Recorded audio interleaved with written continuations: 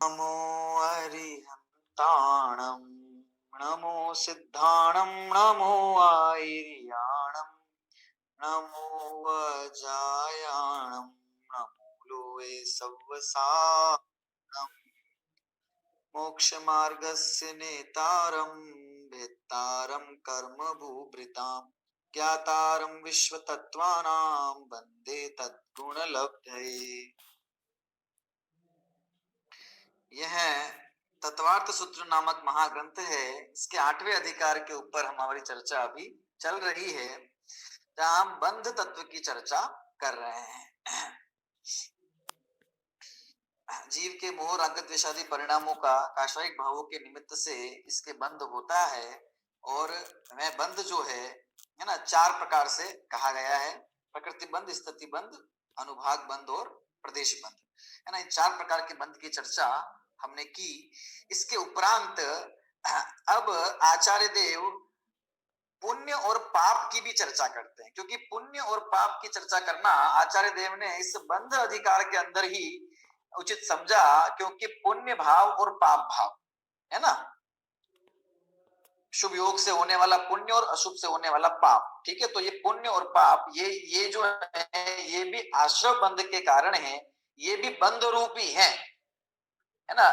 चाहे पुण्य भाव हो अथवा पाप भाव हो, शुभ भाव हो अथवा अशुभ भाव हो, ये भी बंध के ही हेतु हैं। क्योंकि आगे तो आचार्य देव को फिर संवर निर्जरा की चर्चा करनी है, और वहां फिर पुण्य पाप का बात करने का अवकाश नहीं मिलेगा, क्योंकि वे संवर निर्जरा के कारण नहीं है। इसलिए पुण्य पाप भी बंध के हेतु होने से इस बंध अधिकार के ही अंत में आचार्य देव पुण्य और पाप इन दोनों को का अंतर्भाव बंध में ही करते हैं, है ना। बंध तत्व के अंदर ही पुण्य और पाप का अंतर्भाव करते हुए, और जो 148 प्रकृतियां कर्म की प्रकृति बंध के अंतर्गत कही है, उनमें पुण्य कुछ प्रकृतियों पुण्य रूप है और कुछ प्रकृतियां पाप रूप है। ऐसे पुण्य और पाप, पुण्य बंध और पाप बंध, है ना, का विभाजन वे इन प्रकृतियों में कर देते हैं। इससे हमें ये बराबर ख्याल में आ जाता है कि पाप तो बंध रूप है ही, लेकिन पुण्य भी बंध रूप है। पाप तो संसार का कारण है ही, लेकिन पुण्य भी संसार का ही कारण है, वह मुक्ति का कारण नहीं है, है ना। वह भी आत्मा को अपने स्वरूप से पतित ही करता है। जिस प्रकार से पाप पतित करता है, उस प्रकार से पुण्य भी अपने स्वरूप से पतित करता है ना। क्योंकि वे स्वरूप की उपलब्धि को होने नहीं देता, अथवा जो स्वरूप की उपलब्धि है ना, शुद्ध भाव है, सम्यक दर्शन ज्ञान चरित्र रत्नत्र है, वह पुण्य नहीं है, वह बंध का ही कारण है। तो इस बात का भी ज्ञान कराने के लिए आचार्य देव ने पाप और पुण्य दोनों ही बंध के हेतु हैं, है ना। इसका बोध कराने के लिए यहाँ अंत में 2 सूत्र दिए, सूत्र क्रमांक 25 और 26। और यहाँ पर पुण्य प्रकृति और पाप प्रकृतियों 148 प्रकृतियों का विभाजन पुण्य रूप से और पाप रूप से कर दिया है ना। तो पुण्य प्रकृतियां क्या है और पाप प्रकृति किसे कहेंगे? पुण्य प्रकृति वे प्रकृतियां, है ना, कषाय की मंदता होने से, शुभ परिणाम होने से जिन प्रकृतियों में अनुभाग अधिक पड़ता है ना, वे पुण्य प्रकृतियां हैं। और संक्लेश परिणाम अधिक होने से, है ना, कषायों की तीव्रता होने से, ठीक है, कषाय अधिकता के समय जिन प्रकृतियों में अनुभाग ज्यादा पड़ता है, वे पाप प्रकृतियां कहलाती है। तो इस प्रकार से, और पुण्य रूप में फलित होने वाली, अनुकूलता रूप में फलित होने वाली पुण्य प्रकृतियां, प्रतिकूलता रूप में फलित होने वाली पाप प्रकृतियां होती है। तो ये पुण्य और पाप प्रकृतियां है ना। तो इनका वर्णन यहाँ 2 सूत्रों में कहा है। इसको हम सूत्र में तो सूत्र रूप से कहा है ना, लेकिन हम उसको विस्तार से यहाँ पर समझेंगे। आइए चलते हैं सूत्र की तरफ अपन।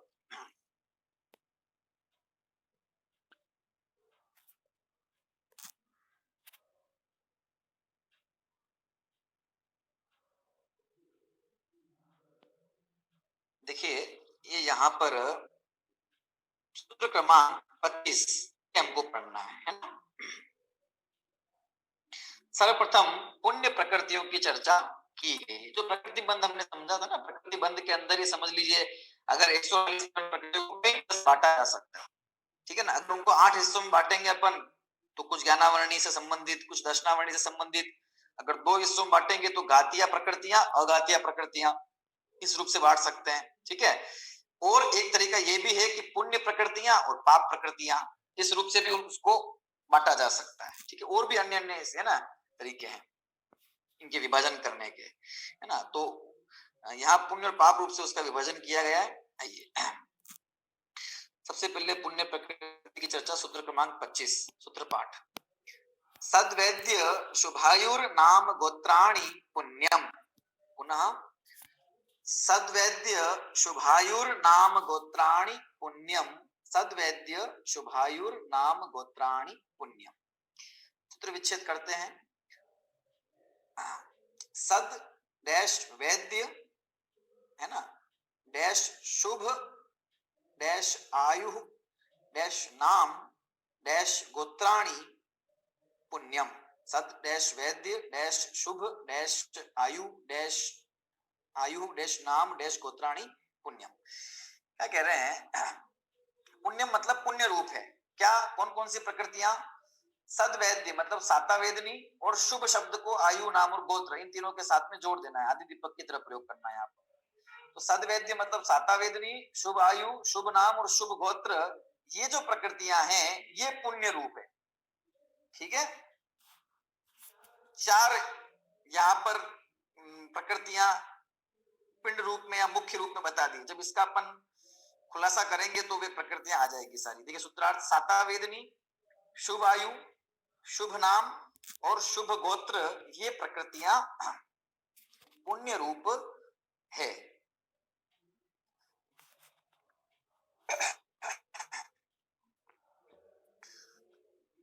आप इनमें देखेंगे तो वेदनी, आयु, नाम और गोत्र, इन प्रकृतियों में, है ना, पुण्य का विभाजन किया है। ठीक है, उसमें पुण्य, उसमें से कुछ प्रकृतियां पुण्य, जैसे कि वेदनी कर्म के दो भेद, साता साता, तो उसमें साता वेदनी पुण्य वाला है।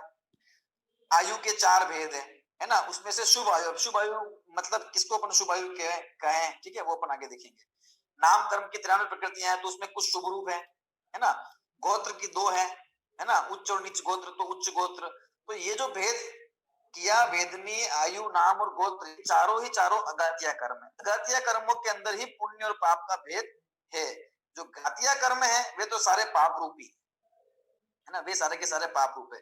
और अघातिया कर्मों में पुण्य और पाप का यहाँ पर जो है वो भेद कर दिया है, क्योंकि अघातिया कर्म का जो फल है वो मुख्य रूप से, है ना, बाह्य जो परिस्थितियां नाना प्रकार की जीव की होती है उसके साथ में इसका, है ना, मुख्य रूप से संबंध हो जाता है। तो वहां अनुकूलता जिस प्रकार से वो, है ना, और वो सब पुण्य प्रकृतियां, है ना, रूप से कहलाती है। ठीक है ना, और जीव के प्रशस्त परिणामों से अथवा शुभ भावों से, है ना, कि भावों के निमित्त से बंद होता है, तो उसके निमित्त से कषाय के परिणाम करे, और, है ना, कम कषाय अधिक क्रोध करे अथवा कम क्रोध करे, शांत रहे। ठीक है, दया दान करे अथवा हिंसा करे, क्या इन दोनों परिणामों से क्या एक ही जैसी प्रकृति बंधेगी? क्या ये तो नहीं है ना, ये तो नहीं हो सकता। अगर ऐसा ही है तो फिर जीव, है ना, मन मर्जी आचरण करे, फिर जैसा जैसा उसको अच्छा लगे वैसा करे आचरण। ठीक है, क्योंकि बंद तो कैसा भी होने वाला, तो जैसा परिणाम करता है वैसा बंद होता है। तो कषाय की तीव्रता रूप संक्लेश रूप परिणाम करता है, तो संक्लेश रूप पाप प्रकृतियों का बंद होता है। और मंद कषाय रूप परिणाम करता है ना, तो उसमें पुण्य प्रकृतियों का बंद होता है, उसमें अनुभाग उसका अधिक होता है, प्रकृतियों, पाप प्रकृति अनुभाग कम पड़ता है। इस प्रकार का काम उसका होता है। ये प्रकृतियां सब पुण्य रूप से कही है। ठीक है, और पाप प्रकृतियां कौन कौन सी है कि इनको छोड़ के सारी पाप है ना, सारी प्रकृतियां पाप रूप से। तो देखिए क्या कहा यहाँ पर, अतोन्यत पापम, सूत्र क्रमांक 26, अतोन्यत पापम, अतः अन्यत, है ना, सूत्र देखिए करने का, अतः डैश अन्यत पापम, अतः अन्यत, इससे अन्य जो कुछ भी है, इससे अन्य, इसके सिवा वो सब प्रकृतियां पाप रूप है। सूत्र देखिए, इनके सिवा शेष सब प्रकृतियां पाप रूप है। सता वेदनी के सिवा वेदनी में क्या आ गई? असता वेदनी आ गई। शुभ आयु के तो जो अशुभ आयु है तो वो कौन कौन सी? वो आ गई, है ना, अशुभ नाम और अशुभ गोत्र, और सारी घातियां प्रकृतियां हैं जो वे तो सारी की सारी आ ही गई, है ना, ये पाप रूप है सारी। अब देखिए पुण्य और पाप प्रकृति का विभाजन हमको करना है। अभी हमने सूत्र के माध्यम से ये समझा है। अब शुभ आयु में किसको लें, शुभ नाम में किसको लें, है ना, शुभ गोत्र मतलब क्या, और पाप प्रकृतियां को 148 जो प्रकृतियां हमारी है उसमें से हम एक एक प्रकृति के नाम से उसको देख लेंगे, कौन सी पुण्य रूप कही है, कौन सी पाप रूप कही है। ठीक है, बंध रूप दोनों ही है, ये ध्यान रखना है हमको। बंध रूप दोनों ही है, पुण्य भी बंध रूप है, पाप भी बंध रूप है, संसार के कारण दोनों ही है, पुण्य भी संसार का कारण, पुण्य बंध प्रकृतियां भी, पुण्य प्रकृतियां भी बंध का ही कारण है ना। बंध बंध तत्व के अंदर चर्चा की गई ना इनकी भी, बंध अधिकार के अंदर यहाँ 8वें में संसार के कारण दोनों ही है। तो ज्ञानी को ना जैसे पाप इष्ट नहीं है वैसे पुण्य भी इष्ट नहीं है, ना पाप इष्ट ना पुण्य इष्ट है, ना पाप के उदय में है ना अकुलता है, ना पुण्य के उदय में समझ लीजिए वह संतुष्ट है, ठीक है ना, उसे चाहता है, ठीक है। तो लेकिन उनका जो स्वभाव है ना, उनका जो फलदान है ना, जैसे वो उनका विपाक होता है उसके हिसाब से फिर उसमें ये भेद पड़ जाता है। और जब उनका बंद होता है तो उनके निमित्त जो परिणाम है उससे वो भेद पड़ जाता है, ठीक है। देखिए विभाजन, देखिए पुण्य और पाप प्रकृति का विभाजन, 148 प्रकृतियां कही, अनुभाग अपेक्षा स्थिति अपेक्षा ये थोड़ी चर्चा है। देखिए अपन को तो यहाँ मुख्य अनुभाग अपेक्षा ये इसको है मुख्यता से इसका समझना है। देखिए 68 प्रकृतियां पुण्य रूप और 100 प्रकृतियां जो है वो उत्तर प्रकृतियों के साथ चर्चा है सारी। 68 प्रकृतियां पुण्य रूप और 100 प्रकृतियां पाप रूप, कुल मिला के 168, ठीक है। अभी आप कहेंगे 148 प्रकृतियां हमने जानी थी तो 168 कैसे हुई, तो देखो नीचे खुलासा कर दिया इसमें। ये जो हमने स्पर्श रस गंध और वर्ण, 8 प्रकार का स्पर्श, 5 प्रकार का रस, 5 प्रकार का वर्ण और 2 प्रकार की गंध, है ना। ये जो 20 नाम कर्म की प्रकृतियां बन जाती है ना, भेद बनते हैं इनमें प्रशस्त और अप्रशस्त, है ना। प्रशस्त स्पर्श रस गंध वर्ण और अप्रशस्त स्पर्श रस गंध वर्ण, इससे इसमें पुण्य पाप का भेद बना लिया जाता है, कर लिया जाता है उत्तर भेद करके, है ना। तो वर्णादि अगर प्रशस्त रूप है, ठीक है, तो वो जो है वो भेद बन जाएगा, पुण्य प्रकृति में चला जाएगा, है ना। अप्रशस्त होगा तो पाप प्रकृति में चला जाएगा, इस प्रकार से उसका भेद बन जाएगा। चलिए तो ये 100 और 68 168 को लोग यहाँ 168 कैसे देख लिया हमने। स्थिति अपेक्षा 3 आयु पुण्य रूप कही है, 145 प्रकृतियां जो है आयु इनको छोड़ के 145 पाप रूप कही है।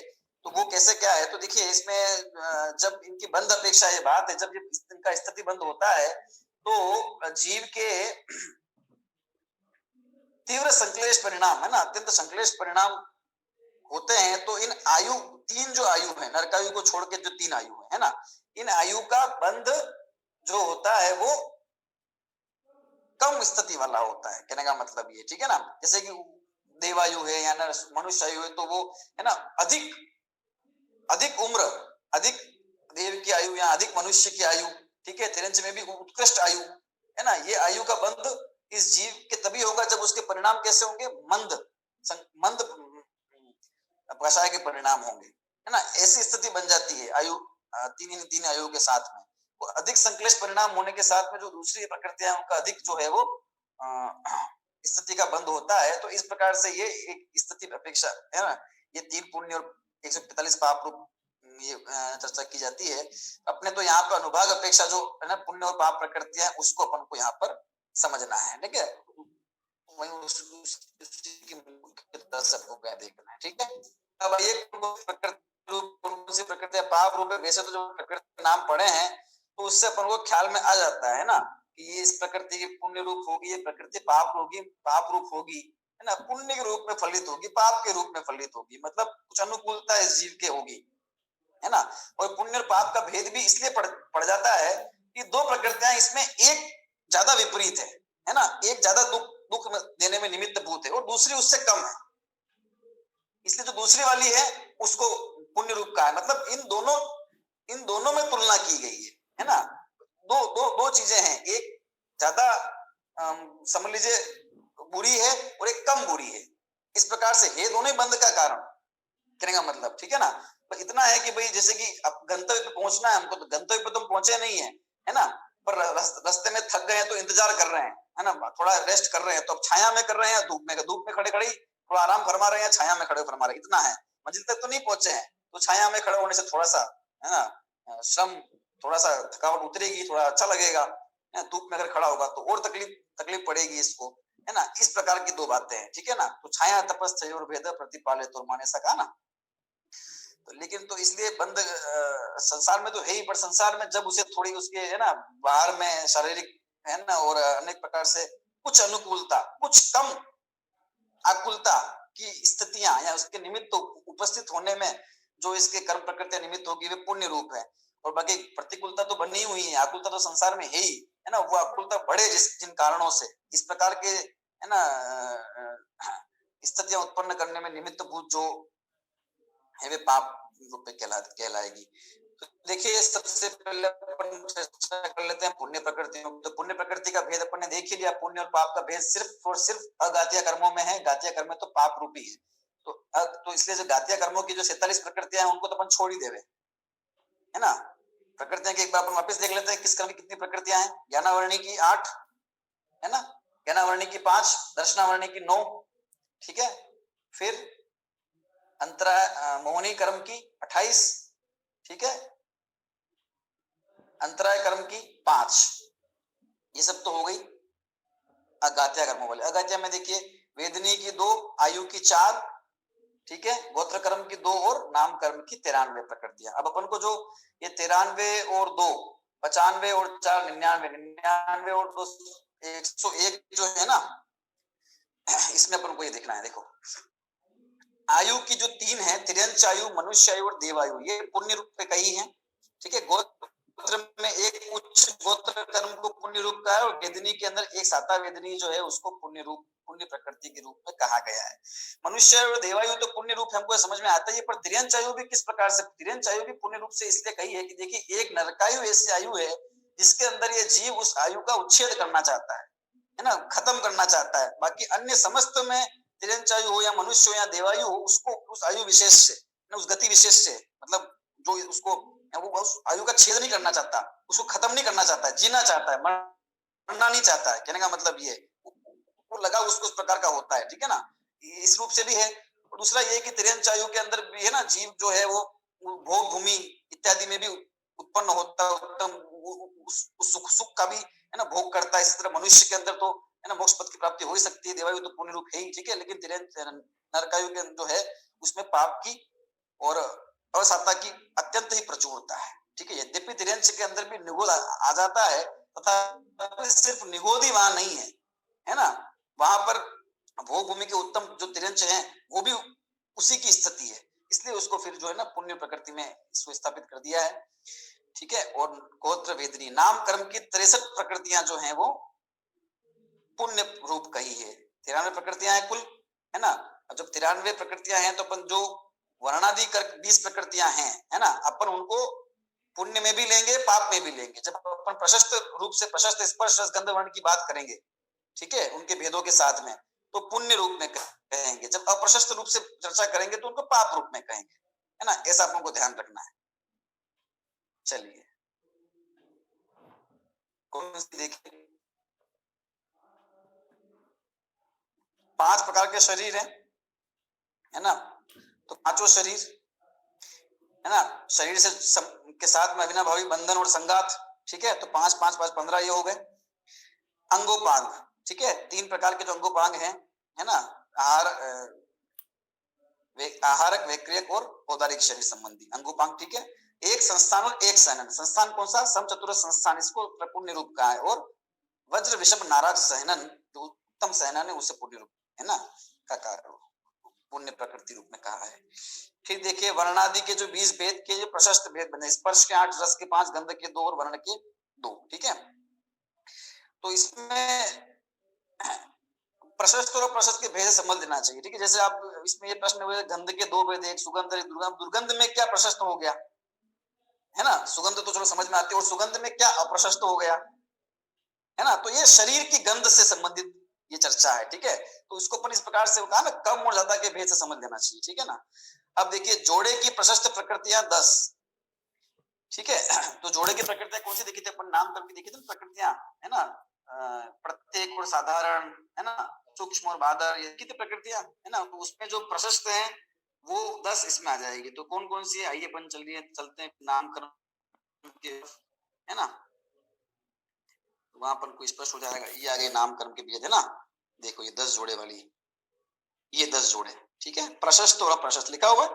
प्रत्येक शरीर ये प्रशस्त है, प्रशस्त है, धन की अपेक्षा प्रशस्त है ना। इसे प्रत्येक शरीर होने से कोई पुण्यशाली ऐसा बोध वो नहीं हो गया, ठीक है ना। क्योंकि और अन्य जीव बिल्कुल, है ना, तुच्छ जीव मतलब अत्यंत संवेदनशील की जिनकी पात्रता भी नहीं, ऐसे भी होते हैं प्रशस्त प्रत्येक शरीर वाले, तो पर उतने होने से कुछ काम नहीं है, लेकिन हाँ साधारण की अपेक्षा ये प्रशस्त।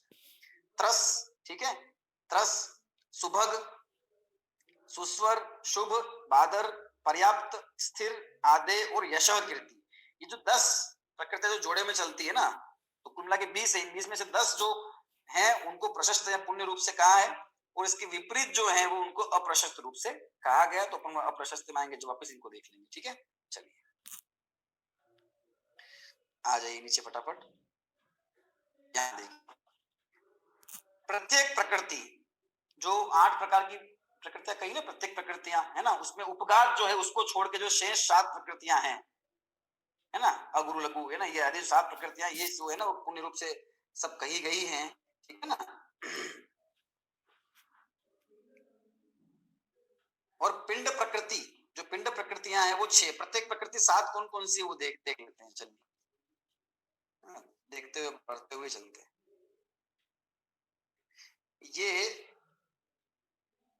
ये 8 प्रत्येक प्रकृतियां, इसमें परघात को छोड़ के, ठीक है ना, उपघात को छोड़ के, निर्माण, अगुरु लघु, परघात, आतप, उद्योत, उच्छ्वास और तीर्थंकर नामकरण प्रकृति, ये सब प्रकृतियां जो है ये सब पुण्य रूप से कही गई हैं, और एक इसमें जो ये उपघात है इसको पाप रूप से कहा गया है, ठीक है। और पिंड प्रकृतियां जो हैं उन पिंड प्रकृतियों के अंदर 6 प्रकृतियां, ठीक है, गति दो गति है ना, तो इसमें फिर तिरंज गति को नहीं लिया है, उद्रायु को लिया था।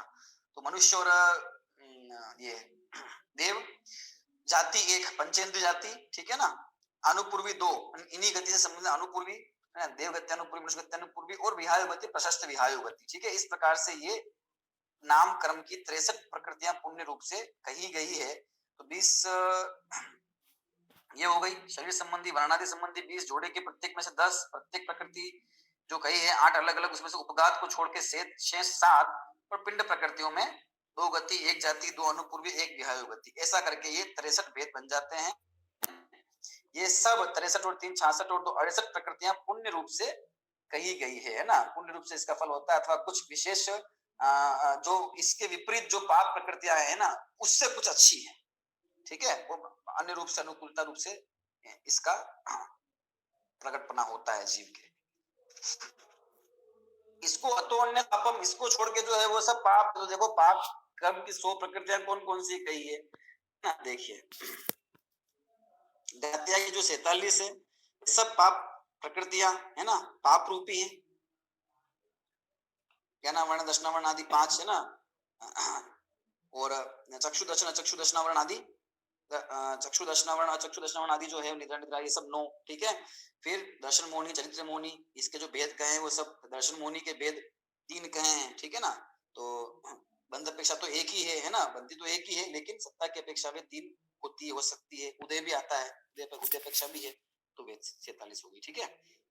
और अब देखिए आयु की 1 नरकायु पाप रूप, गोत्र नीच गोत्र, वेदनी में असाता वेदनी, तो 47 दातिया की 3 ये 50 हो गई, अभी 50 और रही नाम कर्म की 50 प्रकृति है ना, नाम कर्म के अंदर देखना है, उनको छोड़ के जो है दूसरे ये सब पाप है।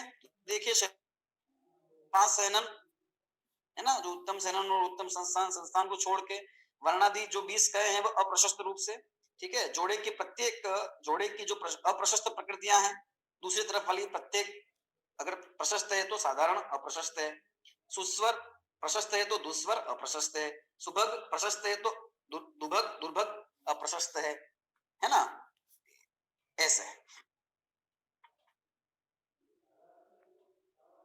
ये साधारण शरीर, स्थावर, दुर्भग, दुस्वर, अशुभ, सूक्ष्म, अपर्याप्त, अस्थिर, अनादेय और अयश कीर्ति नाम कर्म प्रकृतियां जो कही है ये सब पाप रूप या अपशब्द प्रकृतियां कही गई है, ठीक है ना। चलिए और अब प्रत्येक प्रकृति में एक उपघात जो है उसको पाप रूप का है। पिंड प्रकृतियों में देखिए गति 2 गति, तो 2 गति तिर्यंच और देव गति, मनुष्य गति, देव तिर्यंच और नरक गति, ठीक है ना, ये इसमें आ जाएगी पाप रूप में। जाति 1 इंद्रिय, 2 इंद्रिय, 3 इंद्रिय, 4 इंद्रिय, ये इसमें आ जाएगी जाति। 2 अनुपूर्वी, नरक गति अनुपूर्वी और तिर्यंच गति अनुपूर्वी। और विहायो गति, अप्रशस्त विहायो गति जो कही है ना, वो इसमें अंतर्भूत हो जाती है।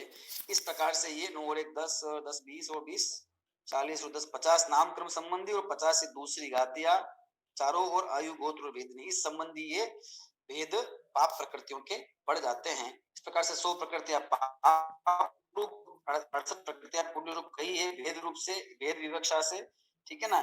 इसी को अपन अगर थोड़ा अभेद से देखेंगे तो 100 और 48 148 बन जाएगी। और भी थोड़ा भेद करेंगे ना, जैसे कि वर्ण स्पर्श रस गंध वर्ण, इनको एक एक ही कर लें, इनके भेदों में नहीं जाकर, तो और भी कम हो जाती है, ठीक है ना। तो वो भेद और प्रभेद इसके अपेक्षा कहीं कहीं संख्या में कम ज्यादा, जैसे 42 प्रकृतियां कहीं कहीं ये पुण्य रूप है ना, 84 जो है वो पाप प्रकार भी कहीं मिलता है। तो वो सब कथन जो है वो भेद रूप और प्रभेद प्रभेद, कहीं भेद अधिक करके चर्चा है तो कहीं नहीं, इस प्रकार से समझ लेना चाहिए, ठीक है ना। ये भेद बन जाता है। गात्या कर्मों की चर्चा अपन करें तो गात्या तो वैसे सब पाप रूपी है, तो गात्या में कुछ सर्वगाती है, कुछ देशगाती है, ठीक है। वो भी देख लेते हैं कौन सी प्रकृतियां सर्वगाती है, कौन सी प्रकृति सर्वगाती प्रकृतियां वे हैं जो उस गुण का पूरा घात करती है। उस प्रकृति का उदय रहने पर ना उसका उदय नहीं हो पाता, किंचित भी उदय नहीं हो पाता उस तत्संबंधी पर्याय का। और देशगाती वे जो देशगाती प्रकृतियां वे है कि उन जिन प्रकृतियों का उदय रहने पर ना, उनके जो देशगाती स्पर्धक के उनका उदय रहने पर क्या होता है, पूरा गुण का घात तो नहीं होता लेकिन थोड़ा घात होता रहता है, ठीक है ना। तो सर्वघाती जो अनुजीवी गुणों को पूरे तौर से गाते हैं ना, जो अनुजीवी गुणों को एक देश रूप से गाते हैं, जैसे कि ज्ञानावरणी कर्म है ना, ज्ञानावरणी कर्म की 5 प्रकृतियां हैं अलग अलग। अब केवल ज्ञानावरण है वो कैसी है, सर्वगाती। जब तक केवल ज्ञानावरण कर्म का प्रकृति का उदय है तो जरा भी केवल ज्ञान नहीं होगा, ठीक है। और जब केवल ज्ञान होगा तो एक प्रकृति जरा भी नहीं होगी। ऐसा नहीं होगा कि थोड़ा ये प्रकृति का उदय और अनुदय ऐसी स्थिति बने तो थोड़ा थोड़ा केवल ज्ञान प्रकट हो जाए और थोड़ा नहीं हो। केवल ज्ञान तो नाम ही संपूर्ण ज्ञान है, थोड़ा क्या, पूरे ज्ञान का नाम केवल ज्ञान है, ठीक है ना। तो ये जो थोड़ा प्रकट है और थोड़ा अप्रगट है, पूर्ण प्रकट नहीं है लेकिन थोड़ा प्रकट है, ऐसा जो स्थिति बनती है ज्ञान की, ये अन्य प्रकृतियां जो ज्ञान की है ना, जो देशघाती रूप है उनसे बनती है। इसी प्रकार से काम दर्शन में होता है, इसी प्रकार से आगे आगे अन्य मोहनी में होता है, ठीक है ना। अंतराय तो पूरा देशघाती रूप में अपन देख लेते हैं। सर्वघाती प्रकृतियां 21, तो घातिया कर्म की कुल 46 प्रकृतियां हैं, अपन ने गिनी थी है ना। गानावाणी की 5, दर्शनावाणी की 9, मोहनी की 28 और अंतराय की 5। तो सर्वघाती प्रकृतियां 21 हैं। देख लो, ज्ञानावरण की केवल ज्ञानावरण सर्व पूरे केवल ज्ञान घात करने वाली, दर्शनावरण के अंदर केवल दर्शनावरण आई जाएगा, 5 निद्राएं को भी इसी में ग्रहण कर लिया गया है ना। यद्यपि निद्रा जब इस जीव की होती है तो भी इसका ज्ञान शून्य नहीं हो जाता है वो, तथापि है ना ज्ञानोपयोग जिस प्रकार का है होना चाहिए उस प्रकार का नहीं होने के कारण इसको यहाँ पे इसमें सर्वघाती में डाल दिया गया है, ठीक है, निद्रा को। और देखिए मोहनी है दर्शनोपयोग ज्ञानोपयोग, और मोहनी की 14 प्रकृतियां जो है सर्वघाती, सर्व का घात करने वाली कही गई है। मिथ्यात्व सर्वघाती, मिथ्यात्व का अगर उदय होगा तो थोड़ा भी इस जीव को सम्यक्त्व नहीं होगा। मिथ्यात्व प्रकृति का उदय होगा तो थोड़ा भी सम्यक्त्व होगा ऐसा नहीं है ना। मिथ्यात्व प्रकृति का उदय है तो मिथ्या दृष्टि ही है, उसे तत्व का है ना जरा भी श्रद्धा नहीं है, अश्रद्धा नहीं है। मिश्र प्रकृति का उदय है ना, सम्यक मिथ्यात्व का उदय होने पर भी वह सम्यक दृष्टि नहीं है, तत्व का श्रद्धा नहीं है, मिश्र रूप परिणाम है। तो ये भी तो भी मिश्र रूप परिणाम भी सर्वघाती प्रकृति में लिया गया है इसको, ठीक है ना, क्योंकि उसका होने पर उसको सम्यक दृष्टि नहीं कहा जाएगा इसलिए। और 12 प्रकार की कषाय, 12 प्रकार की कषाय कौन कौन सी इसमें आ जाएगी, अनंतानुबंधी संबंधी चतुष्क, अप्रत्याख्यानावरण चतुष्क और प्रत्याख्यानावरण चतुष्क। क्योंकि अनंतानुबंधी का उदय होने पर जरा भी व्रतादि का परिणाम नहीं होता है, ठीक है। अप्रत्याख्यानावरण का उदय होने पर क्या होता है, अनंतानुबंधी का उदय होने पर तो व्रतादि का परिणाम होता ही नहीं है, तीव्र कषाय का भाव होता है। अप्रत्याख्यानावरण का उदय होने पर भी क्या होता है ना, जीव के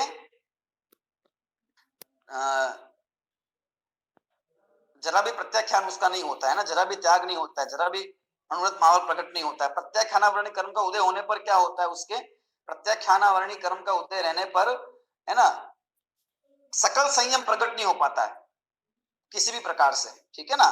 देश संयम तो प्रकट हो जाता है उसको, तो देश संयम प्रकट हो रहा है, वो जो उसको प्रकट हो रहा है देश संयम है ना, वो उसको हो रहा है, लेकिन सकल संयम उसको प्रकट नहीं हो पाता है, ठीक है। सकल संयम का पूर्ण रूप से घात करने वाली कषाय होने से तो अनंत अनुबंधी और अप्रत्याख्यानावरण और प्रत्याख्यानावरण संबंधी जो है चतुष्क, इनको है ना मौनी कर्म में जो 14 है, इनको 2 दर्शन मौनी संबंधी और 12 चरित्र मौनी संबंधी, इनको सर्वघाती के अंदर, और देशघाती जो अनुजीवियों के गुणों का एक देशघात करती, ऐसी जो प्रकृतियां हैं वो देशघाती प्रकृतियां कहलाती है। तो देशघाती प्रकृतियां, उनमें 2 प्रकार के स्पर्धक है ना, एक देश घाती स्पर्धक, सर्वघाती स्पर्धक। ठीक है, सर्वघाती स्पर्धक का उदय होने पर तो सर्व का ही घात होता है ना, लेकिन देशघाती स्पर्धक का उदय जब होवे तो उन सर्वघाती स्पर्धकों क्या उदय भविष्य होता है, और उसका है ना जो अपन देखा था स्वरूप संबल स्थिति उदय अनुदय वाली, वो देशघाती का उदय रहता है।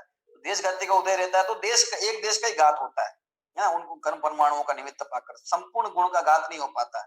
तो ऐसी प्रकृतियां देखिए, ज्ञानावरण में 4, केवल ज्ञानावरण के अलावा 4, मति ज्ञानावरण है ना, शुद्ध ज्ञानावरण, अवधि ज्ञानावरण और मन परे ज्ञानावरण। इसीलिए ये मति ज्ञान, शुद्ध ज्ञान, अवधि ज्ञान और मन परे ज्ञान, मति शुद्ध ज्ञान तो प्रकट रहते ही है, और अवधि ज्ञान और मन परे ज्ञानावरण के भी जब देशघाती स्पर्धकों का उदय आता है तो इनमें कम ज्यादापना होता है ना। पूरा पूर्ण ज्ञान तो केवल ज्ञान ही है, तो वो नहीं होता है, तो ये कम ज्यादा कम थोड़ा इस प्रकार से भेद बन जाता है। इसी तरह चक्षु छद्मस्त अवस्था में चक्षु अवधि ये सब हो गया है ना। मौनी कर्म की जो 14 बच गई, दूसरी सम्यक्त प्रकृति। सम्यक्त प्रकृति देशघाती है, देशघाती क्योंकि सम्यक्त प्रकृति होने पर भी सम्यक्त का घात नहीं होता है। हाँ, चल मल गाड़ दोष आ जाते हैं, ये इसका काम है, इतना ही है, लेकिन उसका घात नहीं करती। ठीक है ना। तो देशगति नाम किसका है कि देशगति का उदय होवे प्रकृति का, तो भी वो एक देश ही घात करेगी, पूर्ण रूप से घात नहीं कर पाएगी है ना, उस चीज का उसको बाधा नहीं पहुंचेगी, वो ये होगा भी है ना, और इसका उदय भी होगा। 4 संज्वलन कषाय, 4 संज्वलन कषाय जो है ना, ये सकल संयम के साथ में संज्वलित होती रहती है ना, उसको बाधा नहीं पहुंचाती है, लेकिन उसको किंचित उसमें समझ लीजिए कि देशघात होता है। और 9 प्रकार की 9 कषाय हैं, ये भी है ना सकल संयम के साथ में बनी रहती है जीव के। ठीक है, अब देखिए अंतराय की जो 5 है, दान, लाभ, भोग, उपभोग और वीर्य, अंतराय कर्म की 5वीं प्रकृतियां कैसी है, देशघाती है ना, देशघाती प्रकृतियां हैं, क्योंकि किसी भी आत्मा की, किसी भी जीव की संपूर्ण शक्ति जो है उसका नाश हो जावे, इस प्रकार का प्रसंग कभी बन नहीं सकता। ठीक है ना, तो उसका शक्ति का अंश जो है, वो शक्ति अंश का सद्भाव उदय रूप में सदा बना ही रहता है। ठीक है ना, इसलिए अंतराय कर्म जो है वो पूर्ण रूप से वो है ना देशघाती रूप से ही है, और इसका अभाव होने पर फिर पूर्ण इसको जो है वो अनंत वीर्य प्रकट हो जाता है जीव को। इस प्रकार से घातियां कर्मों संबंधी हमने सर्वघाती देशघाती का देख लिया है ना। पुण्य रूप प्रकृतियां दोनों ही ये सब बंध का कारण। ठीक है ना, क्योंकि प्रकृति बंध में चर्चा की ना अपन ने सबकी, प्रकृति बंध से ही तो अपन ने भेद कर दिया, पुण्य प्रकृति और पाप प्रकृति, इस प्रकार से। ठीक है, तो मंद कषाय शुभ भावों के निमित्त से पुण्य प्रकृतियां बन जाती है ना, और अधिक और शुभ भावों के निमित्त से उनके अनुभाग में वृद्धि इत्यादि हो जाती है ना, और अशुभ भावों या तीव्र कषाय के परिणामों से ये पाप प्रकृतियां बन जाती है, इनके अनुभाग में वृद्धि हो जाती है। लेकिन इनके उदय से होने वाली जो स्थिति है वो संसारी है, वो मोक्ष नहीं है। जो मोक्ष का अभिलाषी है वो न पुण्य को चाहता है ना पाप को चाहता है। पुण्य पाप फल माई हरख बिलखो मत भाई, यह पुद्गल पर जाए उपजी विनसे फिर थाई। है ऐसा, पुद्गल की पर्याय है, पुद्गल ही है सब कर्म है ना, तो इनकी पर्याय है। तो अपने तो पुण्य और पाप इन दोनों के उदय से न्यारा होकर अपने स्वभाव को देखना है ना। जो जैसा उदय बाहर में आएगा वैसा आएगा। अभी जैसा जो पर्याय मिली है, समझ लीजिए यहाँ पुण्य का उदय विशेष है ना, अन्य अनेक पर्यायों की अपेक्षा, चाहे वो ज्ञान की अपेक्षा बात करें, चाहे अपन है ना ज्ञान के उगाड़ की अपेक्षा बात करें। ठीक है, बाकी पुण्य पाप जो बाहर में सत्ता पंचेंद्रिय जाति मिली है ना, और त्रस अपना है मनुष्य जाति है, ये सब पुण्य प्रकृतियां है ना, ये सब उनको प्राप्त हुई है। तो ऐसे, और वो सबसे बड़ी बात कि अपन को इस प्रकार का संयोक्षण भी प्राप्त हो गया है। ठीक है, और इस प्रकार बाहर में देखें तो बाहर में भी संयोग ऐसा मिल गया है, स्वस्थ शरीर है ना, बुद्धि जो है वो बराबर काम करती है। ठीक है, और उपयोग जो है वो जिनवाणी के अध्ययन पठन मनन में लगता है, आत्मा का अनुसंधान करने का हमारा हृदय होता है, जानने की इच्छा है भगवान आत्मा क्या है, मैं कैसे उसको प्राप्त करूं। तो ऐसा जब पुण्य उदय शुभ अनुकूल संयोग प्राप्त होता है तो वो इसीलिए होता है कि अपन अपना काम कर देंगे उसके अंदर, क्योंकि गौण प्रतिकूलता में तो हो नहीं पाएगा। ठीक है, पर यहाँ अपना है ना ऐसा संयोग बन जाता है, तो अपन आत्म स्वरूप को जाने पहचाने है ना।